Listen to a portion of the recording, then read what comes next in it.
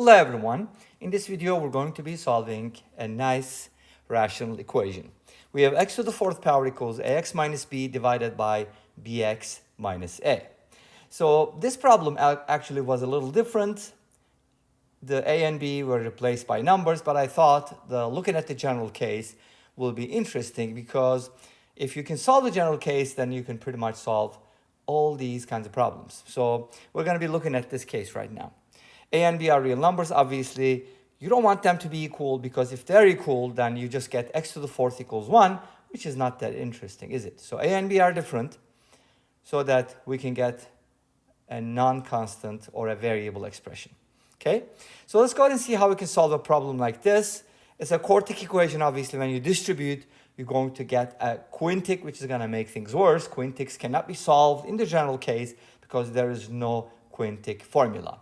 Again, I repeat, there is no quintic formula, none. Okay, let's see how we can do this by distributing the power. So we're going to go ahead and multiply the denominator by x to the fourth power. That's going to be b x to the fifth power minus a x to the fourth power, and that is equal to ax minus b. Awesome. Now, what do you think we should do next? Put everything on the same side, right? So let's go ahead and do that. Bring everything over here. Bx to the fifth minus ax to the fourth minus ax plus b equals 0. So now we, added minus ax plus b to both sides. Now we did get this quartic equation. Normally, a quartic, like I said, cannot be solved. And if there's a parameter like a and b, it's basically impossible because we don't have a general formula, right? But here's what you can do. You can try to pair these things up so that it is kind of factorable in a meaningful way. Okay, that's what we're going to do. So let's go ahead and take these two together because they both have b. So if you kind of factor factor the b out, you're going to get something like this. And then these two terms, you're going to take out a minus ax, and that'll give you x cubed plus 1, and the whole thing is 0. Awesome. What can you do next? Well, we do have an interesting scenario here, x to the fifth plus 1. If you write 1 as 1 to the fifth power, then this just turns into the sum of two fifth powers. And there's a formula for that, which let me show you. If you have a to the fifth plus b to the fifth, basically it's divisible by a plus b, and you can verify that. And the other factor is just going to be a to the fourth minus a cubed b plus a squared b squared minus ab cubed, and notice the symmetry, plus b to the fourth. Just like the binomial theorem, but without the binomial coefficients. Does that make sense? Okay. Now, and you can prove this too, obviously. It's not too hard to distribute and get the same thing. Now, let's go ahead and apply it here. X to the fifth plus 1 is going to be x plus 1 multiplied by x to the fourth. And with the 1, it's easy because b is always 1, so we're just going to be writing descending powers of x. But of course, we also have to alternate, right? Minus x to the third plus x squared minus x plus 1. And you got to make sure that you start and end with a positive term because the original expression is a sum, right? So we have to follow that. And the second piece is basically sum of two cubes. Again, 1 can be written as any power. So it's going to be even easier, x plus 1, x squared minus x plus 1. If you have done any complex numbers, you should know that x cubed plus 1 and x cubed minus 1 are very important because we use them to find the cube roots of unity and cube roots of negative 1 for complex numbers. And by the way, if you're new to complex numbers or not new to complex numbers, if you're interested in complex numbers, go ahead and check out aplusbi. That's a channel of mine that focuses only on complex numbers. We sometimes, arrive at complex solutions, but that's going to be the main focus of my channel. I also have a shorts channel. Hopefully you know that. And anyways, let's continue. So from here, what do we get? We get that x plus 1 is a common factor, right? We can go ahead and pull it out, x plus 1, and then we're going to get b multiplied by all of these, right? So that's going to be an interesting scenario. We're going to go ahead and distribute bx to the fourth minus bx cubed plus bx squared minus bx plus b, and then minus, now we got to distribute ax over this. So it's going to look like ax cubed plus ax squared minus ax. Of course, x plus 1 was factored, so that's what's left. Now this looks really cool and at the same time very complicated, don't you think? With A's and B's, it's even worse because suppose you're trying to use the quartic formula, that would be crazy. Now, let's go ahead and simplify this a little bit though, because we have some like terms that like each other. So we have the bx to the fourth, and then for x cubed, we're going to have this one and that one. So we're going to put a minus sign here. The coefficient is a plus b. In other words, the opposite of a plus b. So these two terms. And then let's see, we have bx squared plus ax squared. So we can kind of write these two together, a plus b as the coefficient of x squared. And then we have the ax and bx, but they're both negative. So we can kind of put a minus sign here with the a plus b as the coefficient of x. These two are taken care of. And the only thing that's left is the constant b, right? And again, this still looks complicated, doesn't it? But here's the good thing about it. One thing that comes up, and that's what makes this problem actually awesome, because when you look at the original problem, it doesn't make sense at all, does it? Like, well, there seems to be some type of symmetry, and symmetry is the key word. But now take a look at this. We have b for the first coefficient and b for the last coefficient. We have negative a plus b for this and negative a plus b for this, so it's really symmetrical around the center. And this happens to be the center. And what do you do for these kinds of equations? I think they're called symmetrical polynomials or something like that. You basically do this. You can turn it into something else by dividing everything by x squared. Now, why do we do that? Because we know that x does not equal 0, therefore x squared cannot be 0. How do I know that? Well, if b is not 0, x is not 0, you can easily verify that, and b should not be 0, obviously. Did I say that? Probably not. I said a does not equal b, but again, b should not equal 0 either. If b is equal to 0, what happens? Let's think about it real quick. You're going to get ax minus 0, or which is ax, divided by negative a, which is going to be negative x. And then, yes, you can get some solutions, but we're not interested in those. You can do those in the general case very easily, okay? So, let's go ahead and see. This one is easy because if you set x plus 1 equal to 0, you get x equals negative 1. And that kind of makes a lot of sense. You know why?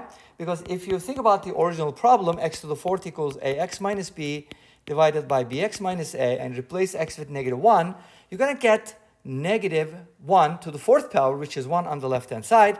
And on the right-hand side, if you replace x with negative 1, you're going to get negative a minus b divided by negative b minus a, which is equal to 1. So it will work, right? Great. But that's not the only solution we are interested in. This is obviously one of the solutions, but let's go ahead and take a look at the other one, which is the most interesting one. The ones that are going to come from the quartic. Ready? Okay. Here's what we're going to do. We're going to just get rid of this, and now dividing both sides by x plus 1, obviously. And then divide everything by x squared, so it's going to be like bx squared. And then when you divide x cubed by x squared, it's going to be x. This is just going to be a plus b. And guess what? This is going to be a plus b divided by x plus b divided by x squared. So we divided both sides by x squared, knowing that x does not equal 0. And now this is what we get. Now, why is this important, right? This kind of looks like a quadratic partially, but we also have some rational pieces. So what do? Now, you put these together in a meaningful format. Like, okay, this one goes along with this one. Isn't that nice? Yeah, why? Okay, let me write those two together first, and then I'll explain why that's the case. And then I can kind of put a minus a plus b here so that I can make both of these positive. I mean this one and this one. And then finally, we have the plus a plus b equals 0. Now, this equation is actually going to turn into something much, much better. And what I can do here is actually, we could have factored out the b here real quick. Let's do that without writing it again. So it's going to look like this. Now, here's the best part. X squared plus 1 over x squared is related to x plus 1 over x. How? Let me show you. If you don't know this, you should definitely know this. This is really cool. If you square x plus 1 over x, from a plus b quantity squared, you're going to get x squared plus 1 over x squared plus 2 times ab is going to give you 2 times x times 1 over x. But wait a minute, x and 1 over x are reciprocals. They're going to cancel out. This is really cool because this allows you to isolate this. So subtract 2 from both sides. In other words, x squared plus 1 over x squared, and you should definitely memorize this. It's worth memorizing, or at least understand how that works, can be written like this. Okay? Now, that's what I'm going to do. I'm going to use that right here so that this turns into b times x squared plus 1 over x squared, which is x plus 1 over x quantity squared minus 2. This replaces that. and then minus a plus b times x plus 1 over x. Hopefully you know what I'm getting at. Plus a plus b is equal to 0. Beautiful. Now, substitution coming to the rescue, right? That's why I love substitution. This solves a lot of problems. Now we're going to go ahead and call this something. How about y? Let's call that y. We get b times y squared minus 2 minus a plus b times y plus a plus b is equal to 0. And guess what this turns into? This turns into a quadratic in y, which we can solve, and then we can back substitute and so on and so forth. So let's go ahead and distribute this and write it as a proper quadratic. It's going to minus b is just going to be minus 2b or not 2b, sorry, I had to say that. It's going to give us plus a minus b equals 0 at the end, because you're going to subtract minus 2b, right? Awesome. This is a full quadratic. It's quadratic in y again. Now, what are we going to do? We're going to use the quadratic formula. Let's use it. Y equals negative b plus minus the square root of b squared, which again, you can just square the positive version, minus 4ac, but that's going to turn into a plus sign because of the double minus for b squared, and then it's going to be divided by 2b. Sorry, it came up again.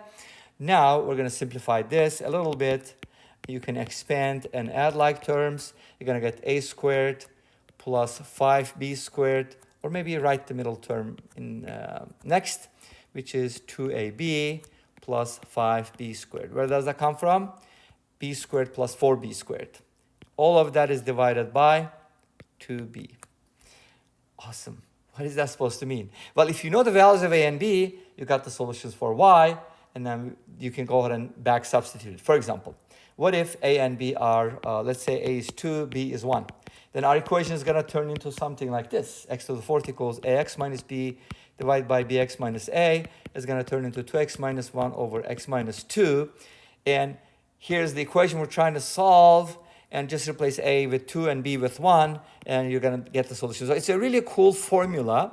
2 plus 1 is 3, and then let's go ahead and evaluate inside the radical, which is the discriminant.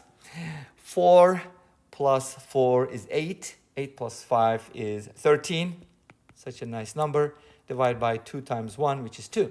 Beautiful. So if you solve this quintic, you would get the solution. Of course, x equals negative 1 is always a solution. Don't forget that. But again, these are just the y values. So finding the x values from there is actually going to be more interesting. But we're going to do it with the general case, because again, the general case is actually much more interesting. But you get the idea, right? We just go ahead and replace a and b with numbers. As long as they're different and they're not 0, we're going to get some interesting cases. So this is like a formula.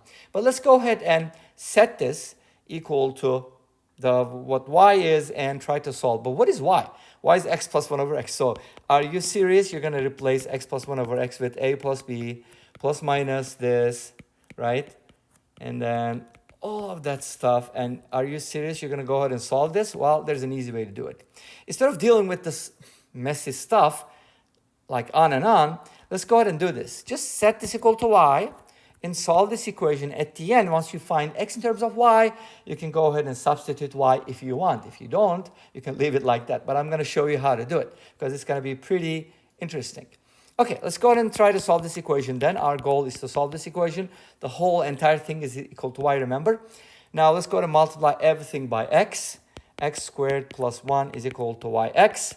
Again, this will turn into a quadratic. So we're going to go ahead and do that. And now our goal is to solve for x, because that is quadratic. And we want y plus minus the negative b plus minus the square root of b squared minus 4ac. It's going to be as easy as that. There you go. So you got the x values for our solution. But what is y and what is y squared minus 4? That is going to be a very interesting question. But if you plugged it in, this is what it would look like. So I got to kind of need to go back and kind of replace it with that. So let me go ahead and move this maybe. Oopsies. Probably need a little radical here. Okay, here we go. This is my solution. So now I'm going to do this, which is y, right? And then I kind of need to make sure there's room for the rest of the expression, right? This is my y plus minus the square root of, now I got to square the whole thing, so kind of rewrite it, okay? It's really hard to fit it here, but I'm going to try my best. Okay, this is y, and I'm supposed to square that, and from it I need to subtract 4, and then the whole thing is divided by 2.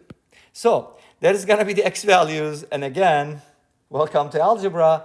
This is the solution for the following equation. As you can see, parametric equations can get quite complicated, but imagine you were trying to use a formula that doesn't exist for this. This is what it would look like. And of course, x equals -1 is another solution. Don't forget that either. This brings us to the end of this video. Thanks for watching. I hope you enjoyed it. Please let me know. Don't forget to comment, like, and subscribe. I'll see you next time in another video. Until then, be safe, take care. Don't forget to check out SyberMath and aplusbi and the Shorts channel, and aplusbi again, and bye-bye.